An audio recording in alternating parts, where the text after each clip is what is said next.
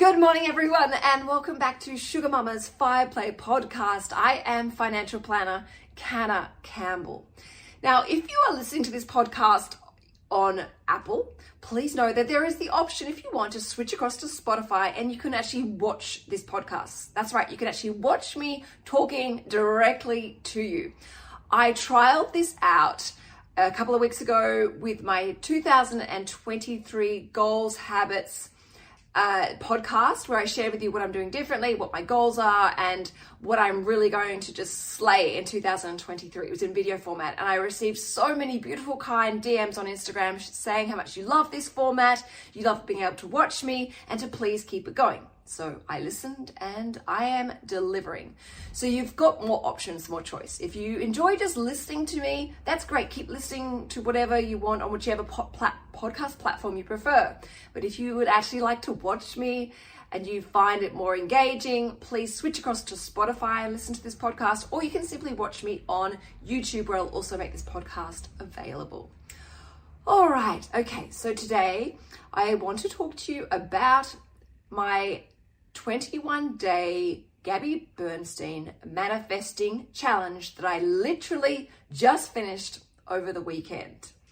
Now, I know that this is a slight detour from my usual financial content, where I talk about investing, budgeting, retirement planning. But I have to say, the reason why I wanted to talk about this course that I just did is because I think it's valuable. I think it's of great interest, and I think it's very, very powerful. When you combine this money mindset manifestation work, with the practical, proactive, intelligent, informed, educated decisions around finance and money and building wealth and getting on top and control of your financial journey, the results are powerful. They're incredible. Even I would go as far as saying they're transformational.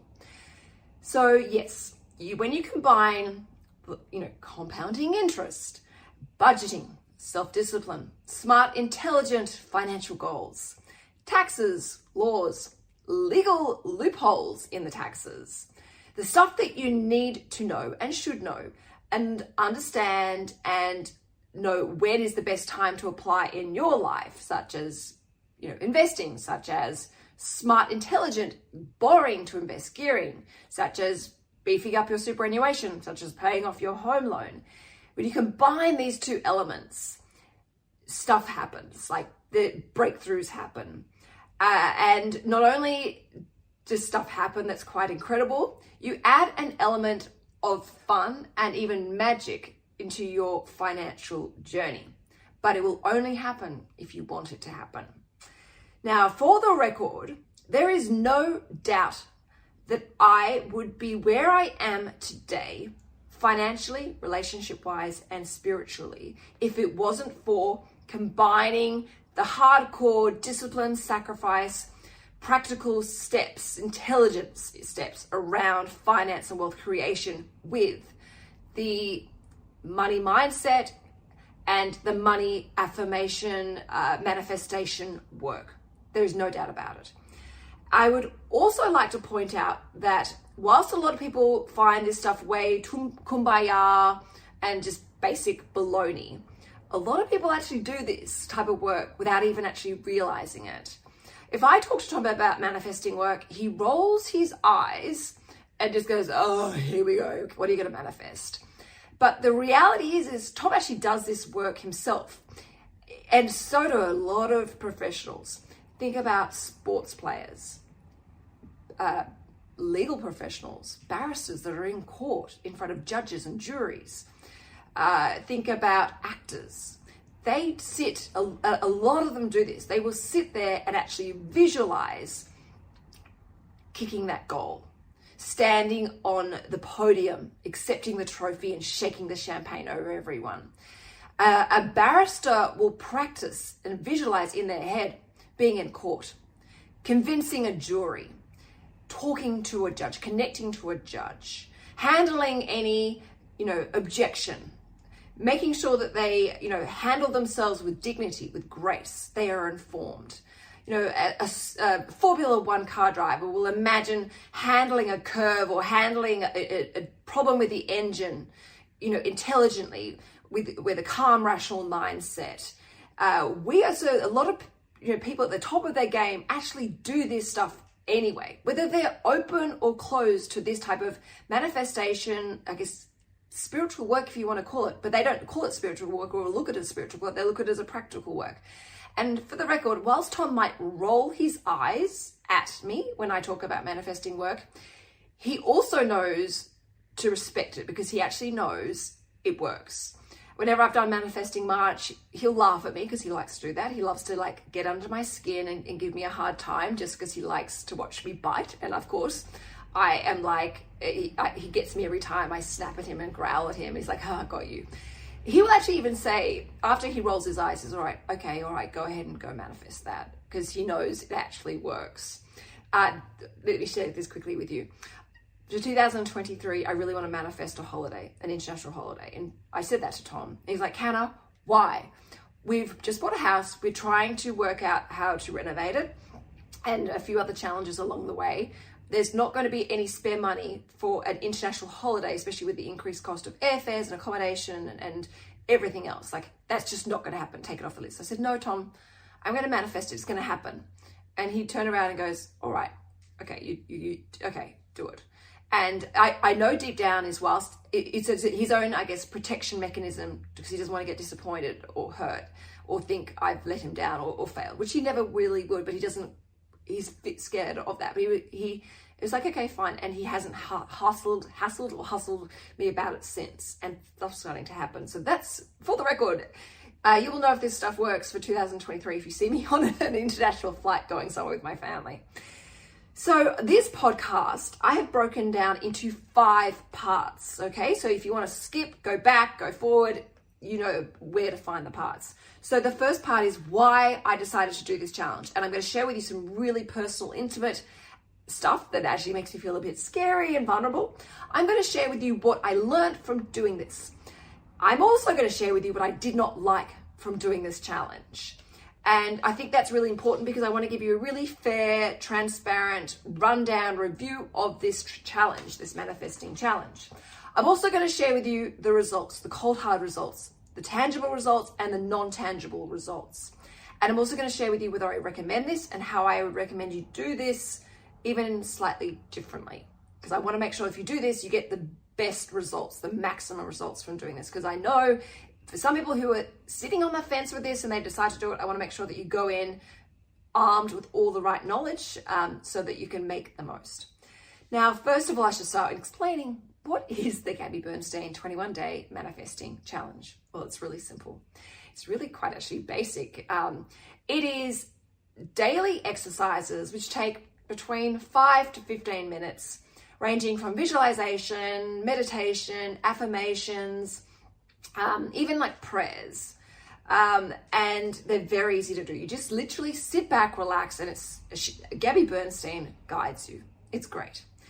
And it doesn't, so I do it early in the morning, walking the dogs, and then come back and do a little bit of journaling afterwards because there's a workbook behind it, but that is essentially it. You tick it off, done. Now, why did I decide to do this? This is probably the most important thing that I want to share with you in this podcast. And as I said, I'm a little scared about sharing this with you because you may judge me. And that is, I've actually been manifesting and doing this work since I was a little girl. I can't even remember how young I was when I started doing this stuff. So much so that I would get absorbed in this work. And I even, to the point, I got myself to a point where I actually believed I was a witch. Yeah, I was very little, okay? And I would create and build these things and get myself into another world almost, where I created these imaginary family members to help guide me through challenges, even traumas, to help create beautiful things in my life and happy things and peaceful things in my life. So for me, and it's only since doing this program, I realized, wow, I cannot remember when I did not do this as a little girl. Even as I got older, I would do it to like create things like letting my parents let me go to a party or let me stay the night at a friend's house. I would imagine like calling my mom and dad and saying, hey, can I please stay the night at such and such's house? And them going, okay, all right. Or going, saying, oh, do you reckon you could please drop me off at this party? I really want to go. My friends are going. And, yeah, I would visualize that stuff. So it would happen, it would work 90% of the time. Now, I've also done more and more manifesting probably over the last 8-9 years. I manifested my relationship with Tom, and I'm going to talk about this in more detail in this podcast. I manifested this house that I am living in, recording from right now. I manifested the house of my dreams. And there is no way, if you took me back to this date last year in 2022, if someone said to me, you're going to be buying this house and living in this house, I'd be like, how? What are you talking about? You've got rocks in your head. But I did some work, and I haven't shared this podcast yet. It's coming. But I had to do a lot of soul searching about this, and seriously, magic happened. And there's a big story behind this and a big podcast. It is coming. I just can't release this information quite yet. I manifested my children, my babies. I manifested giving birth to my children. That's something I should also point out. A lot of people who are pregnant, they actually do visualization, and it's recommended that they do visualization of around their work, particularly if they really want a calm birth. They do a lot of visualization. So again, this is stuff that's even in medical fields. So I've been doing manifesting work, but there's also something I want to share with you about this manifesting work. Is I actually have a very bad self-sabotaging habit in my manifestation work. I'm very scared of my own powers of manifestation. And I know this sounds really silly, and you're like, Hannah, you're sugar mama. Like, you don't need to be doing stuff like self-sabotaging and being scared of your own knowledge and power. That sounds ridiculous, but it's the truth. And again, I will share this in this future podcast, but I'm afraid of my own manifesting power. I feel like I'm not worthy of it. I'm a little bit ashamed of it, embarrassed about it. And as I said, I have this self-sabotaging element. So I thought, if I do this course, this will be really good for me, because I can start exploring this. I can understand why I do this, and I can stop it. I can learn to use my manifesting power for greater good, for greater value, for greater service. I can maybe learn some even better manifesting techniques. I can learn some different habits and understand more and go down my own journey of self-discovery, and also work around these silly issues that I have built over time, a lot of them which are boiled down to trust and self-worth, which all obviously stem from fear. And I know that sounds obvious probably to a lot of people listening to this, but it wasn't obvious to me. So essentially, I wanted to understand more about what I do and why do I do it intuitively, and learn about the techniques to use and what other additional techniques I can add to my own practice. And as I said, how to fix my toxic habits and my self-destructive habits, because they don't serve any value to me. They don't help me in my life, and I don't need that anymore. And I can safely say I'm letting go of all those from doing this. So I thought to myself, you know what? Give this a go. You've got test it out, see how it goes. You've got nothing to lose and so much to gain, and just go in with an open head, heart, and mind. And I did. All right. So this is what I learned. I learned a lot. I learned to surrender. Now, I am someone who can be a little bit of a control freak. Sometimes even a little bit of an aggressive control freak when it comes to my own individual personal financial journey and my own manifestation work. I can really fight hard for something.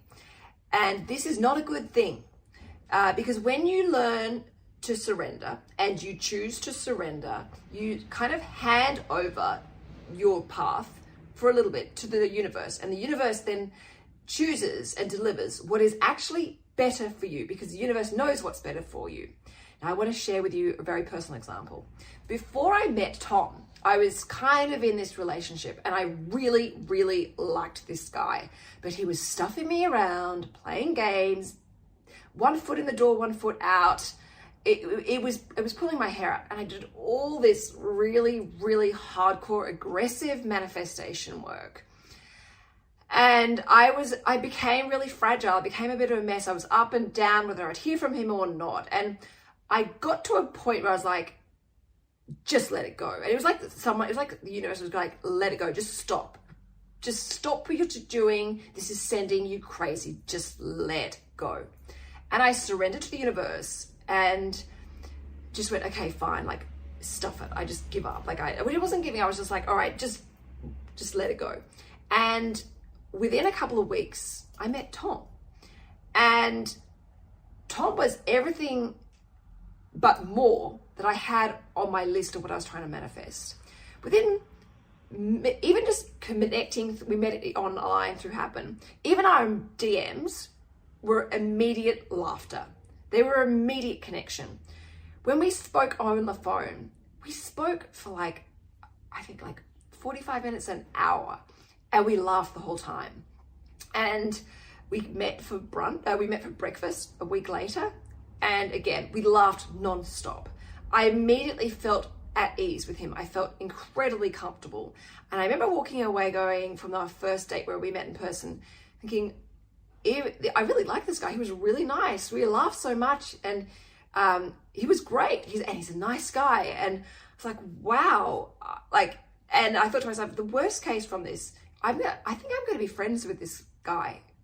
Even if it doesn't work romantically or sexually, I'm going to be friends with this guy. And I was just at ease. I just let go of everything. And within a week of that breakfast meeting, Tom was on my doorstep going, I really like you. I think we've got something here. Let's get off all these apps and just give this the best opportunity to see what happens. And even he was surrendering to the process, handing over the reins to the universe and just seeing what happens.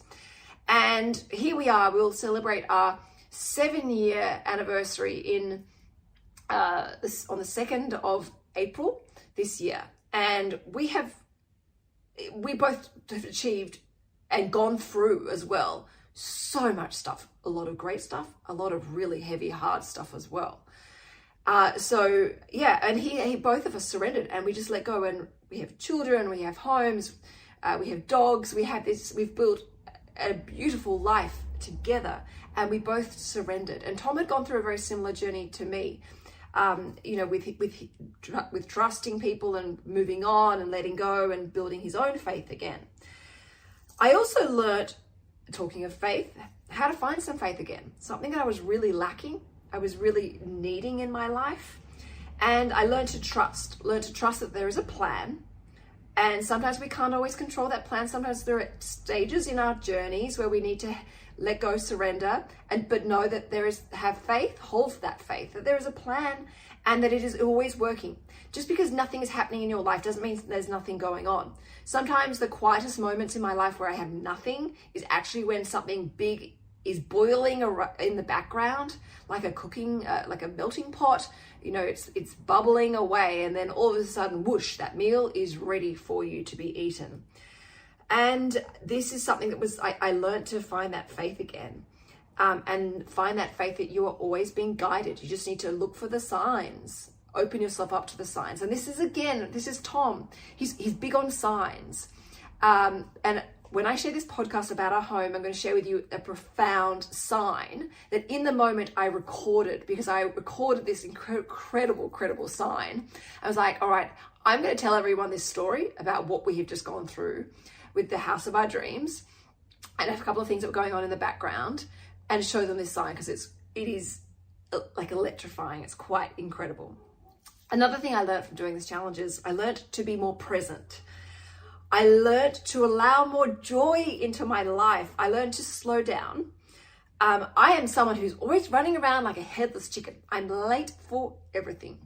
I'm always running from my goals to the next goal. I'm running to see friends. I'm running to pick my kids up. I'm running with my kids. I'm running social life.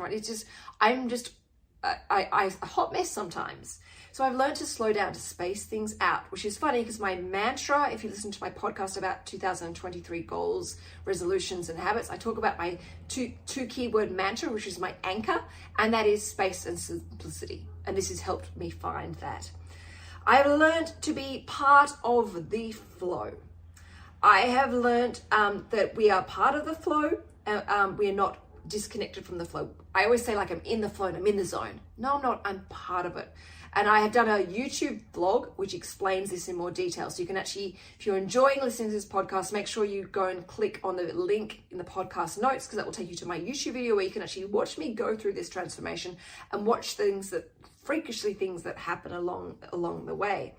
And I should point out, when I talk about being more present, I have found that with my kids, I'm not just like drawing pictures with them or, handing them a toy to play with, or I'm actually getting down more on the ground, playing with them and actually laughing with them more, and feeling way, way, way more connected to them than I've ever felt with before. Last night, Apple was just so tired. She was just beside herself. And I think I'd been going for like 40 minutes and trying to calm her down. And I've got 2 other kids to try and look after as well. So and Tom was away in Melbourne. It was hard. It was really hard. And I would normally sort of get really annoyed and frustrated. I'd get to a point where I'd snap and just go, oh my God, just get into bed and go to sleep. And I didn't. I was able to just keep going. I was able to hold the space for so much longer and be feeling a lot more present to her. And all of a sudden she let off this massive fart. And we both like burst out laughing together. Like, it was hysterical. It was a huge, obviously a comic relief, but I just felt so much more connected to her. And it gave me that injection I needed to keep going to hold the space again as she stepped back into her like meltdown and meltdown and tantrum.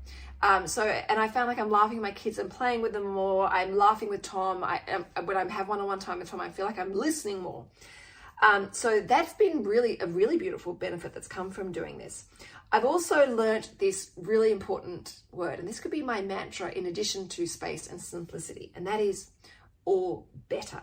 See, Gabby does this beautiful thing, this visualization work for you, and she talks about like what you want to manifest. And this is great for people who are, I feel, a bit stuck in what they want to manifest or feel like they're lacking imagination. You can almost go or even better, or what I've switched mine to, way better.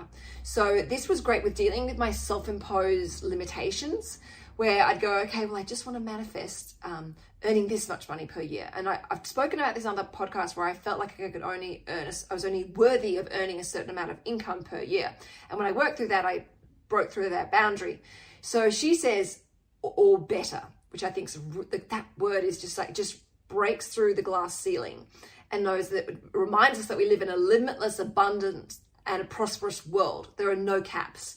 There's no limit to how much money you can earn. There's no limit to how much wealth you can build. There's no limit to how much money you can have in your savings account or your investment portfolio. We live in a limitless, abundant, prosperous universe. So those key words, or better, or if you like mine, way better, it just kind of feels like you're breaking through any boundaries, limitations, or anything, energy that's maybe holding you back in your life. And when I built my vision board, and you can see this in the vlog, and I'm actually going to go back and put the words or way better, because maybe why limit myself to maybe manifesting one holiday? Maybe I should I can maybe potentially, if I open and surrender to the universe, I might be able to manifest 2 holidays. Don't just stop at one. And that's not to be greedy or anything like that, but it's just to kind of open yourself up. In fact, there might be something even better that the universe has in mind, and just having that faith that it is better.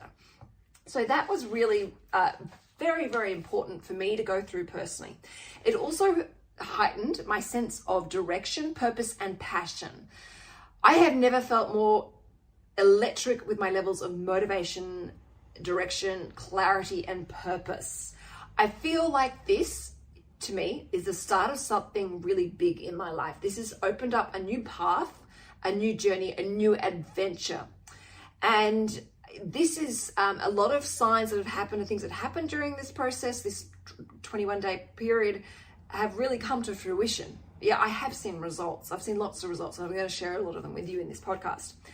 Now, I want to take you on to what I did not like about this process, what I did not like about the 21-day manifesting course. And this is where I will come back to my inner financial planner, my financial planning cap back on. I didn't like the immediate upsell. The moment you finish the course, you got an email saying you can do this course now. And it wasn't particularly expensive. In fact, she gives you a discount because you've already done the course. But I feel like I'm stuck in a click funnel now because I'm getting lots of emails about this course, and there's a hard sell. And I understand that's business, is to send an email and encourage people to sign up to do this program or this workshop or this course. But it was so immediate. And I was like, hang on, can I just sit and enjoy the process of this manifesting period? And I'm going to share something with you which sits in a very uncomfortable way. It was not reflective of Gabby Bernstein. I also found that the desire statement is not in the present moment. I'm big on doing any language or affirmations or visualization in the present moment, because if you have a goal and you say, I am going to pay off my debt, that saying in itself reminds you that you are not debt free, and you can subconsciously manifest always chasing that goal. You're like, I am going to do this. Whereas if you say, you reword that and say, I'm in the process of paying off my debts. My debts are coming down. That is putting you in the present moment. It's far more empowering, and it actually symbolizes and triggers current immediate action that is in positive alignment with your goals. I am paying off my debts. I am on the debt-free journey. You are in it. It makes you accountable. It makes you empowered. It makes you step up, and it makes you do the work. Even if it means transferring $1 towards your credit card debt, you are part of the flow, and you are moving with that flow, and you can build that momentum. I feel like some of it was, my desire statement is to manifest. Okay, that's great, but that's future. So for me, I didn't do that, and I would rather say I am manifesting, or I am doing the work, I am doing this, I am achieving this, I am creating this, I am seeing this unfold in my life right in this very moment. So I'm big on that, because I feel like there's a lot of people who keep pushing their goals and dreams into the future and never wonder why they never see results. So for me, if you're doing this and you agree with this, make sure you really watch your language and make sure it's in the present moment and positive. Never use the word can't, no, but, because the words can't break that down. They don't interpret that. So if you say, I don't want to be in debt, your brain will process the words, I want to be in debt, and it will actually create that in your life. Whereas if you turn it into the positive, go, I am working on being debt free. Totally different language, totally different mindset, totally different actions that will flow from that. The next thing is actions. There's a lot of mindset stuff here, a lot of manifestation, but I felt like it's got some stuff on actions, but I felt like it didn't have enough on actions. There is only one day, which is day 5, which is talking about taking one small action in positive alignment to your goals, which is great. That's great, but one day out of 21 days, that's not enough. I try and do at least one thing every day for at least one of my goals. And it might be something small, like, going to the gym for an extra 3 minutes to get a little bit fitter, if that's one of my goals, or just do one simple thing, or transfer $1 towards my mortgages, because paying off my mortgages, helping pay off our mortgage is one of our financial goals that we are working on right now. So I felt like it needs more action, and yes, I'm going to admit that is the practical, hardcore financial planner within me. And this is what I want to explain about what makes me nervous around this stuff. And I'm sure if there's financial planners listening to this, they'll hear me and go, yep, I know what Canna's talking about. So as a financial planner, quite often people come and see me, would say, look, I need to get ahead financially. I feel like I'm treading water. I need to do this and do that. There are a lot of people that also have come to see me that I'm going to use an example. I had this lady who came and saw me, and she was in her early 50s. She was a single mother with a child. And for the first part of the meeting, she basically told me how great she is at manifestation. She's like, I'm really good at manifesting. Whenever I need money, I manifest it. It turns up in my life. And I'm always protected. I'm always guided. And I'm like, okay, wow, oh my gosh, this woman's really powerful. Like, this is cool. Like, oh my God, I'm listening. Like, I'm thinking, I'm going to learn something here. And then we got to the reality of her finances, and they were a mess. She had $2,000 to her name. She was renting, and there's nothing wrong with renting at all. She had no emergency money whatsoever. I can't remember if she had debt or not. I have a feeling she did. And she had all these amazing, beautiful goals that she wanted to achieve. But she was living up in a cloud. And I had to bring her back down to earth, not in a mean, nasty, patronizing way, but I was like, I had to help her see the reality of her situation. And she also had no superannuation whatsoever, absolutely none. and she was working, I think, 2 or 3 days a week. And as a financial planner, we often have to pick up the pieces and clean up the mess from people who have been living in cloud cuckoo land, burying their head in the sand, being incredibly naive about financial well-being. And she was in her early 50s, and she had $2,000. That's good. It's better than nothing. But there was a lot of valuable time that she could have been doing other things, practical things, where she had financial goals. She set up savings plans, started to invest, started paying attention to her superannuation that would have made her in a profoundly different space. And it was a very hard conversation to have with her. And yes, she finally got it. And she understood what I was talking about. And between us, we came up with some great side hustles for her to earn some extra cash on the side. I explained to her what savings are, what emergency savings are. It was an educational session, not financial advice in any capacity. But like so many times, I sit there listening to people going, "You're in a bit of a mess. Like you really are living, as I say, in cloud cuckoo land. You need to fix your finances."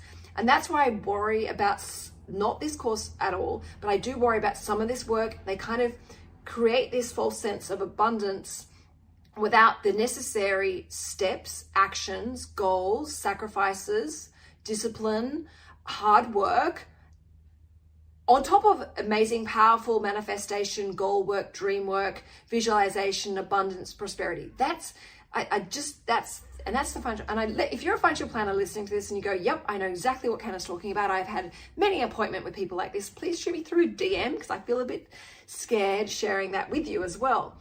And I have to say, another lady I saw saw me, and she was drowning in debt. She had no money, no cash, no emergency money. She actually even lived at home with her mother. And she was in this clickbait tunnel where she was being sold course after course after course. Now, she wasn't going to Gabby Bernstein's courses. She was doing something on another level. But these courses were like $2,000, $10,000, $15,000, $20,000. And she had to buy all these stuff. And she was in basically a pyramid marketing scheme, but she was just basically a victim in this. And so whenever she'd have money, it would go towards the next course. And she was in this addiction phase. So again, that's why I'm a bit cautious and careful of this type of work, because I've seen it burn people. I've seen it hold people back. I've seen people take them down a very dangerous path. I've seen it take people down a very naive, head in the sand path where they're wasting valuable, precious time. That doesn't mean I don't like it. I do. I think, as I said, clearly there's I would not be where I am today if it wasn't for the elements of this type of work. So that is what I didn't like about it. But did I have results? You better believe I had results. I had great results. And I feel like I haven't even cracked the surface of these results. All right, so a couple of tangible things, because I know people listening to this will be like, "I want to hear the results, Canna." Sugar Mama's going to give you her results now. Results. So our podcast, one of the things I really wanted to manifest is, and I had this in my 2023 list, is like my second podcast, which is called How Do They Afford That? What I do with the loveliest Michael Thompson from Fear and Greed. And I was to see where this goes. It's doing really well. Kind of surrender to the universe as to what's supposed to be happening with this journey with fear and greed and how do they afford that. I get off the plane from the Gold Coast and I turn my phone on as we land. And there's a message from Michael saying, "Canna, Apple Podcast have just rated us number 3 in the world across all educational podcasts. Look at this." And I look at the screenshot. There's Mel Robbins, number 1. Number 2, Jordan Peterson. Number 3, how do you afford that? Now, our podcast is still very new. It has been going for 6 or 7 months, and we are number 3 in the world. And I was like looking at this going, is this a joke? And then I was like, hang on, I'm going cross-eyed here. This doesn't make sense. No, how could that be? It's such a new podcast. And look, Mel Robbins is unbelievable. Jordan Peterson is phenomenal. Like, how are we keeping up with them? We're in their company. We're in their zone. We are part of the zone and we're part of the flow with them. And I was like, holy crap. I couldn't believe it. Anyway, a week later, I get another message from Michael. hi, Canna. We're number 2. I'm like, another screenshot. I'm like, oh my God, we are Bill Robbins. How do they afford that? Jordan Peterson. And he actually wrote me a DM. He's like, you know what? I think we could be number 1 if we keep going. So who knows what happened, but I mean, I'm incredibly grateful for even being in, I would have been happy with top 50 to be honest, but, or better, or way better, is number 1, 2, or 3. Absolutely phenomenal. Like I lost for words. Another thing that happened is at the beginning of the year, when I started to do my desire statement, which is part of the process, and in my goal setting stuff, I said I really would like to do more keynote speaking. It's something I've done a bit of in last year, particularly towards the end of the year, but something I really enjoyed. I got a huge high from doing it, and I had amazing feedback from people who've been to events where I've done keynotes. I've had a flurry of inquiries and people booking me to do keynote events for their staff members, for their workshops, for their communities. Like, it's just unbelievable already. And it's not even like, what are we, the 22nd of January? And to the point where I've even got bookings being taken up in March. It's quite incredible. Like, and I just sort of sat on that feeling going, oh, I actually really like to do this. And it's already happening. The next thing is I got a DM from a lady from a Adelaide radio station saying, we're looking for someone who can help us as a financial planner to be as a guest on our radio show to help young people. And I was like, oh, like I'm busy. I've got to be really careful with my boundaries with time and space. And I was like, oh, look, to be honest, financial planners are really busy. There's a huge shortage in Australia of financial planners. They are drowning in work. They're drowning in paperwork. They're drowning in compliance. There aren't enough financial planners in Australia to service Australians. I said, you're going to have a hard time finding someone. Like, I'm sorry, I can't help. Anyway, I was having a powwow with my manager, who's like almost like a business partner of mine. I mentioned it to him. He's like, you didn't tell me this, what? And anyway, he said, give me her details. I need to get in touch. Anyway, he spoke to her and he's like, came back to me. He's like, Hannah, you really need to do this. This is an amazing opportunity. You are great at speaking. You've done radio work. You can do this. You've got to do this. And he actually explained it to me and he's like, this is an incredible opportunity. Do it. So I'm going to do it. The other thing that happened, and this was a really incredible one.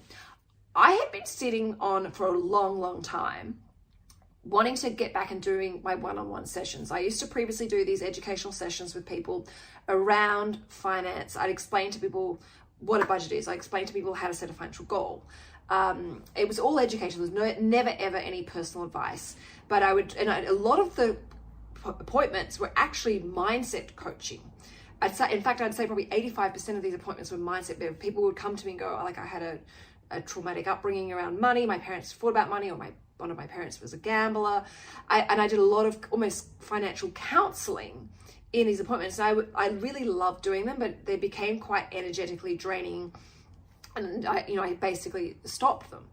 Anyway, out of the blue, I had this lovely lady message me on my personal Instagram account at Canna Campbell Official. And she DM'd me saying, hi, like, this is really out of the blue, but I feel really compelled to write this message to you. I want to pay you to help me with my money mindset and my manifestation work. I'm in a block, I'm stuck, and I feel like I need your guidance. And I know you don't do this, but I'm just wondering and just giving it a go to see if you're actually open to doing this.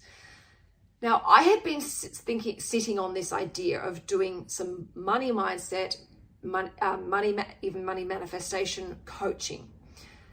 But I was too scared to do it because I was like, no one's going to really want to hear what I have to say. Like, I'm not Gabby Bernstein. I'm not at that level. I will admit I'm very good at manifestation. I'm very good at money mindset. I'm very good at the languages behind programming and setting ourselves up for success. But I am like, I felt very insecure about this. And I got this DM. I'm like, do it. Like, go and help this girl. You can help her. And even in her DM, I was like, I can see exactly the blocks that are happening here. I immediately picked it up and was like, this is really funny, but I've actually been sitting on this idea of doing coaching. Yeah, I'll take you on and I'll coach you. And we have had our first session. We've got our second session in a couple of days. And already it's been quite incredible. And she's like, even after our first session, she's like, Canna, like, you've just helped me so much, figure out so much in just an hour. Like, this is really good. You need to do this. And she goes, I'm so honored that you actually said yes. She's like, I never thought I'd even hear from you, let alone you'd say yes. So I was like, of course I'll help you. So I am launching a proper Sugar Mama Academy around investing in programs and stuff like that. But I will be doing special coaching and programs also as well on my Sugar Mama platform. And so that is, I guess, a new service offering that I will be making available to everyone if they're interested in having me help them, guide them through certain mindset and manifestation journeys. Okay, so a new business, I guess you could say, was launched within this. What about non-tangible? And I'd say these non-tangible are probably even more valuable to me than the tangible results. My mindset is way more positive, and I am genuinely way more excited about life and about the future. I'm also feeling so much more relaxed and easygoing. I kind of feel like, it's fine. All right, that didn't happen. That's because something better is coming. I have so much more faith. I have so much more hope. I have so much more certainty. I have so much more mental strength. I feel like I'm compartmentalizing things in a better way. I also feel like I have an element of detachment, not in a naive way or a silly way, but in a surrendering way. I am laughing way more, and I am laughing a lot deeper, which is really beautiful. I am seeing more and more signs that I am on the right path, and seeing more signs that I'm being guided to make sure that I stay on the right path. I don't detour or self-sabotage or self-destruct. And I'm feeling way more empowered. I feel, as I said, this is the start of something big, something very, very big in my personal journey, which is huge because I feel like I've been waiting and looking for this for really quite some time. And that's not to say I'm going to be doing a whole pile of spiritual work and moving away from my financial stuff. Hell no. That stuff is really important. Let me remind you of those financial planning appointments where I was like, oh God, what's going on here? No, that is me. That is my rock solid, stable foundation of what I'll be talking to you about. So don't worry, I'll talking to you about shares and bonds and ETFs and listed investment companies and superannuation and budgets and cash flow and passive income. That's still me, but I will take more pride and ownership of what that element of spirituality within me. Would I recommend it? Yeah, I would. I would recommend doing this course. I think it's great. You only need to be a teeny tiny bit open, or you only need to go in with an open mindset and see it, give it a go, have fun with it. I do recommend it. And I recommend, if you've done this course, I recommend doing it again. Why do you just have to do it at the beginning of the year? I'd love to do this again, maybe each time the seasons change. I'd like to do this maybe end of each financial year or the beginning of each financial year. I would recommend doing this though also in combination, which I think would even amplify its power, is doing it in combination with some sort of a cleanse. So maybe if you went, okay, well, for the next 21 days, I won't touch any alcohol. Or for the next 21 days, I won't touch any sugar. Or for the next 21 days, I'll try and do some form of exercise each day. I think it would work beautifully in combination with something else as well. I also have to say that the meditations within this program are beautiful, incredible. I am a really fussy meditator. There's probably just a handful of meditations that really work and get me as to be part of the flow, part of the zone. Hers got me right there and quickly. They really hit the spot. If you can buy her meditations, I need to go and find them. I need to buy them. I would also recommend that you read your desire statement every day, morning and night. She doesn't actually say this in the program. Maybe she did, I just missed it. But I felt like rereading my desire statement during this 21-day process was incredibly important, incredibly valuable. So I recommend morning and night. And yeah, I think it was great. I think it was very powerful. I think the best is yet to come from doing this. But it's, as I say, you need to just be a teeny tiny bit open to give this a go. And I think if you do, you'll be blown away by what shows up in your life or what starts to show up in your life.